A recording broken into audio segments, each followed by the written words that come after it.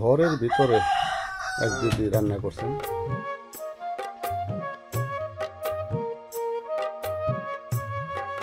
মুরংপাড়া বান্দরবান জেলার এক নিভৃত পল্লীতে তাদের বসবাস। বাংলাদেশের একটি ক্ষুদ্র নিগোষ্ঠী জাতি মুরং। মুরং শব্দটি বহুবচন, যার এক বচন করলে দাঁড়ায় মুরো।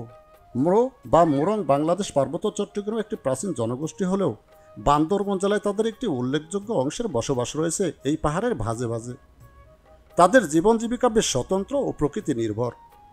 দুর্গম পাহাড়ের ভাঁজে ভাঁজে তারা খুঁজে ফিরে জীবিকার অন্বেষণ। নারী পুরুষ মিলেমিশে কাজ করে তারা সচল রাখে সংসারের চাকা।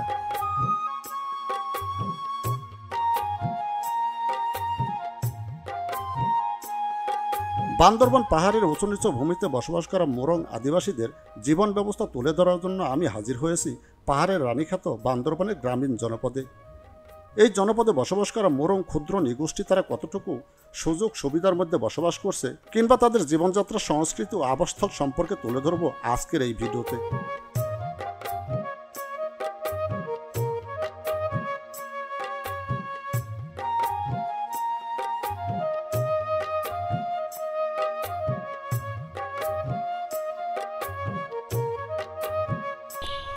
বন্ধুরা, এটি হচ্ছে পাহাড়ের আরেকটি গ্রাম, মুরংপাড়া বলা হয়ে থাকে।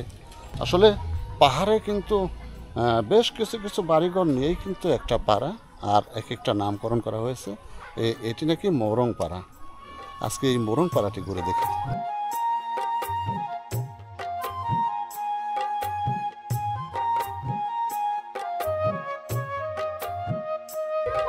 বান্দরবনের পাহাড়ি মানুষের জীবনযাপন তুলে ধরার জন্য রাত্রি 12টার দিকে আমরা এই রিসোর্টে উঠেছি।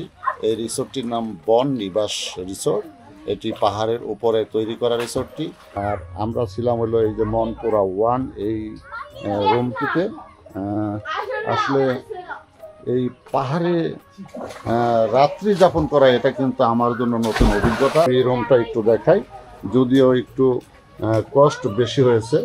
ঈদের ছুটি সেই উপলক্ষে কিন্তু এই বান্দরবনে অনেক মানুষের আগমন ঘটেছে। এই রিসোর্টটিতেই আমরা ছিলাম। এটি আমার জীবনের নতুন অভিজ্ঞতা। আমি কিন্তু পাহাড়ে এর আগেও এসেছি, পাহাড়ের ভিডিও করেছি, কিন্তু এই রিসোর্টে থাকা হয়নি। এখন আমরা পাহাড়ি মানুষের জীবন জীবিকা তুলে ধরার জন্য বের হচ্ছি। হ্যাঁ, এরকম হতে পারে। 800 ফিট উপরে আপনাদের এই রিসোর্টটা তৈরি করা পাহাড়ে। সেই রিসোর্টে আপনারা নির্বিঘ্নে এখানে আসতে পারেন, কেননা নিরাপত্তার কোনো ঝুঁকি নেই। পাহাড়ি আদিবাসীদের বেশিরভাগ মানুষের মূল আয়ের উৎস কৃষিকাজ। তারা পাহাড়ে জমি চাষ করে জীবিকা নির্বাহ করে। জমে উৎপাদিত ফলমূল কিংবা ফসল ফলায় তারা গায়ের ঘামে। এসব ফলমূল তারা বয়ে নিয়ে যাচ্ছে থ্রোনে করে। এমন দৃশ্য যেন তাদের নিত্যদিনের চিত্র। এগুলো কিন্তু পাহাড়ি আম, দেখুন, এগুলো পাহাড় থেকে পেরে নিয়ে আসতেন তারা। অনেক পাহাড়ি আম এগুলো কিন্তু একদম সারমুক্ত ফরমালিন মুক্ত ফল কিন্তু এই আম।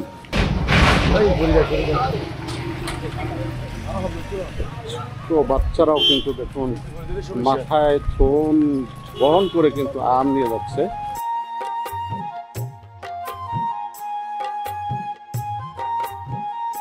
পাহাড়ি পচ্ছদে পাহাড়ি বান্দরবনের নয়নবিরাম দৃশ্য যে কাউকে মুগ্ধ করবে।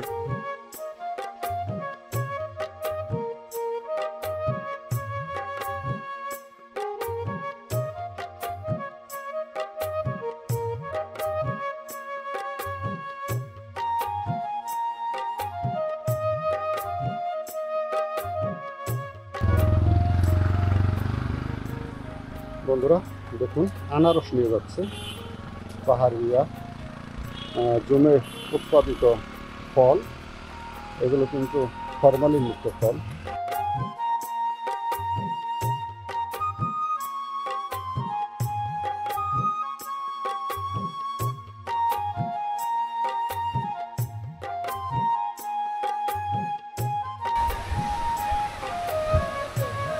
অনেক পর্যটক আসেন এই জায়গাতে।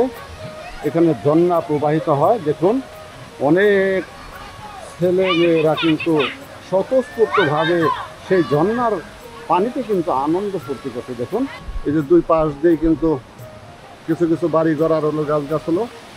আর এই মাঝখান দিয়ে ঝর্ণা প্রবাহিত হচ্ছে, ওই যে দেখুন একদম কোনা দিয়ে। এই ঝর্ণার পানিগুলো কিন্তু খুব স্বচ্ছ এবং পরিষ্কার, একদম স্বচ্ছ পানি। পাহাড় থেকে ঝর্ণা হয়ে কিন্তু সেগুলো নিচের দিকে গড়িয়ে যাচ্ছে। দেখুন আমি এখন পাহাড়ের একদম পুরো গলির মধ্যে রয়েছি। আমার দুই পাশে দেখুন বড় বড় পাহাড় বিদ্যমান রয়েছে, আর এই মাঝখান দিয়ে কিন্তু শুরু হয়ে কিন্তু সেই ঝর্ণাগুলো এই দিক দিয়ে গড়িয়ে আসছে। দেখুন একদম দুর্গম একটি পাহাড়, ঝর্ণার কলকাকলি চলছে। ভ্রমণ প্রিয়াসু মানুষ এই পাহাড় অঞ্চলে কিন্তু এই ঝর্ণা গ্রহণ করার এই সুযোগটা কিন্তু হাতছাড়া করেন না।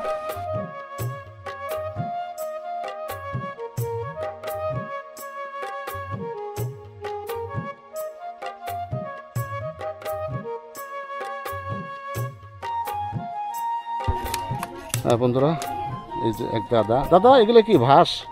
পাহাড়ি বাঁশ। এগুলো কি করবেন? ও খেতে ওই যে জুম চাষ করছেন সেগুলোতে ব্যবহার করবেন না? দেখুন এই যে ছোট ছোট বাঁশের টুকরো করা হচ্ছে। এই যে তারা জুম করেন, সেই জুমে কিন্তু এই সব ছোট ছোট বাঁশ এগুলো দিয়ে কিন্তু তারা ক্ষেতের ফসলাদি রক্ষা করেন। আসলে এই মরং পাড়াটি কিন্তু আমার কাছে ব্যক্তিগতভাবে খুব ভালো লেগেছে। এই মরং পাড়ার এই দুই পাশ দিয়ে কিছু বাড়িঘর দেখা যাচ্ছে। দেখুন এই বাড়িঘর। আমরা এখন মরং পাড়ার আরও ভিতরে চলে যাচ্ছি। ভিতরেও অনেক বাড়িঘর রয়েছে। 20 থেকে 25টি পরিবার নিয়ে কিন্তু এই মরং পাড়া। এই যে এই বাড়িটি দেখুন, এই যে একদম দুর্গম গহীন পাহাড়ের জঙ্গলের ঘাপে ঘাপে বাড়িঘর করে কিন্তু তারা বসবাস করছেন। একদম নিচে নেমে এসেছি আমি এই যে বাড়িটা দেখানোর জন্য। দেখুন ওই যে ওপর দিয়ে অনেক বাড়িঘর রয়েছে, এরও ওপর অনেক বাড়িঘর রয়েছে। আর এগুলো কিন্তু নিচু বাড়িতে, আবার এই বাড়ির চেয়ে কিন্তু আরও নিচু বাড়িতে রয়েছে। গহীন পাহাড়ের একদম নিচুতেও কিন্তু আরও বাড়িঘর রয়েছে। এই বাড়ি তো মানুষ আছে কিনা। দিদি, বেশ কিছু বাড়িঘর আমরা ফাঁকা দেখতে পাচ্ছি, বন্ধ। এরা জুম চাষ করার জন্য কিন্তু কাজে গেছে।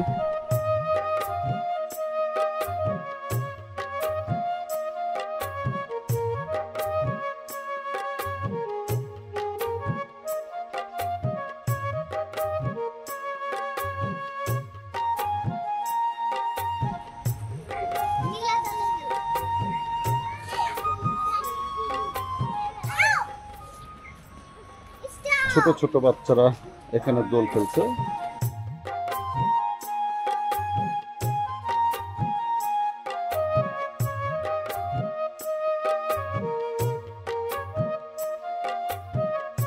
এই বাড়ির নিচেও কিন্তু আরো বাড়ি করা রয়েছে। ওই দেখুন, ওই যে দেখুন ওই নিচু জায়গাগুলোতেও কিন্তু ওই যে একটা বাড়ি দেখা যাচ্ছে। দেখুন ক্যামেরায় দেখা যায় কিনা, একদম পাহাড়ের ভাজে ভাজে কোনায় কোনায় কিন্তু এইভাবে বাড়িঘর দেখতে পাচ্ছি। আদিবাসীদের আমি একটা জিনিস লক্ষ্য করলাম, সেটি হচ্ছে তাদের বাড়ি যে ছোট ছোট বাচ্চা কাচ্চা সেগুলো কিন্তু একদম ঘরবন্দি থাকে। কারণ বাবা মা তারা জুম করতে যান পাহাড়ে বিভিন্ন জায়গায়, ছোট ছোট বাচ্চারা কিন্তু তারা ঘরবন্দি থাকেন, তারা বেশি বাইরে ছোটাছুটি করেন না। এই বিষয়টাই আমরা দেখতে পেলাম।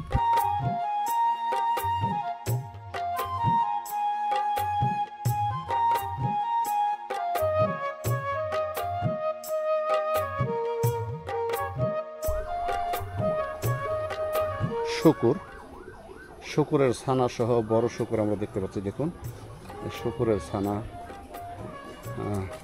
এগুলো কিন্তু এই উপজাতিদের প্রিয় খাবারে পরিণত হয়। টং ঘর করে সেখানে তারা বাড়িঘর করে বসবাস করছেন। এটি হচ্ছে পাড়া। আর এই যে দেখুন আরেকটা বাড়ি, এই বাড়িটি কিন্তু একদম মাটির সাথে ডেবে গেছে, অর্থাৎ মাটির তলে পড়ে গেছে। এইভাবেই কিন্তু আসলে বাড়িঘর করে তারা বসবাস করছেন। এই যে এই চাকলাতে আমরা 20-25টি বাড়িঘর দেখতে পাচ্ছি, যে মোরংপাড়া এটি।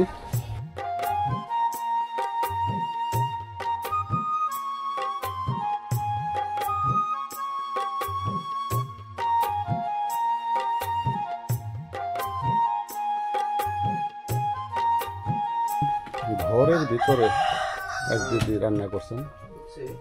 আসলে এই পাড়ায় আমি রান্না বান্নার যে ব্যবস্থা, বিধি ব্যবস্থাটা দেখলাম, সেটা কিন্তু এই টং ঘরের ভিতরে তারা রান্না বান্না করে থাকেন। এই দেখুন, আর নিচে আমরা দেখতে পাচ্ছি পাহাড় থেকে আনিত কাঠ, এগুলো লাকড়ি বা জ্বালানি হিসেবে ব্যবহার করে থাকে। দেখুন, এই যে মজুত করে রেখেছে, তারা এগুলো দিয়ে রান্না বান্না করে খান।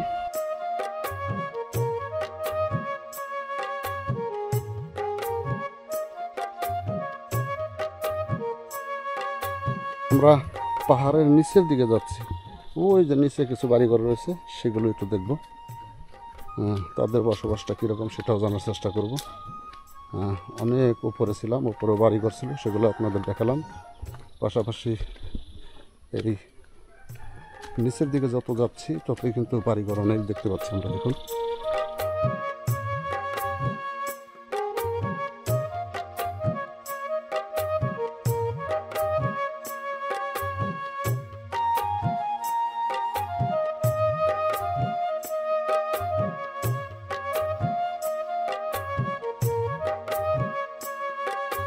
ওই যে দেখুন, ওই যে পাহাড়ে চাষবাস করা হচ্ছে, ওই যে এরকম পাহাড়ে পাহাড়ে কিন্তু তারা এই ধরনের আম, জাম, লিচু, কলা, কাঁঠাল এই জাতীয় ফল মূল তারা তৈরি করে থাকেন। আর এগুলো বিক্রি করে কিন্তু তারা তাদের সংসারটা চালান। আর একটা জিনিস লক্ষণীয়, সেটা হচ্ছে আমরা পাহাড়ে এসে যে জিনিসটা দেখলাম, নারী, পুরুষ, শিশু সকলে মিলেমিশেই কিন্তু তারা আসলে এই কাজ করেন।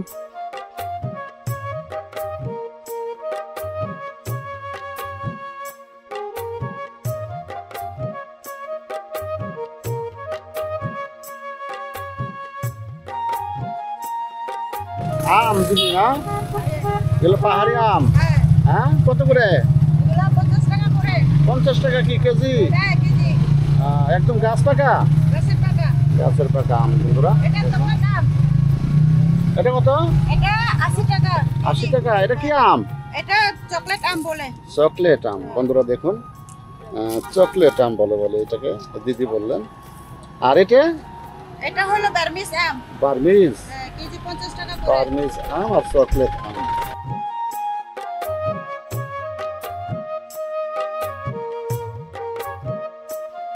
উঁচু পাহাড়ের চূড়ায় দাঁড়িয়ে আকাশটাকে কাছ থেকে দেখে নিলাম, এবং সেই সাথে পাহাড়ি আনারসের মধুর সাথে স্বাদ দিতেও ভুল করিনি আমি।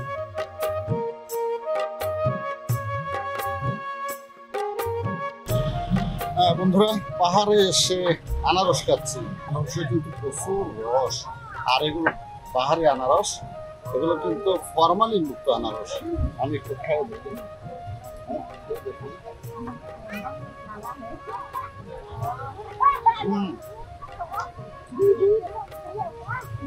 রসে টইটম্বরে আনারসগুলো, দামও খুব একটা নয়।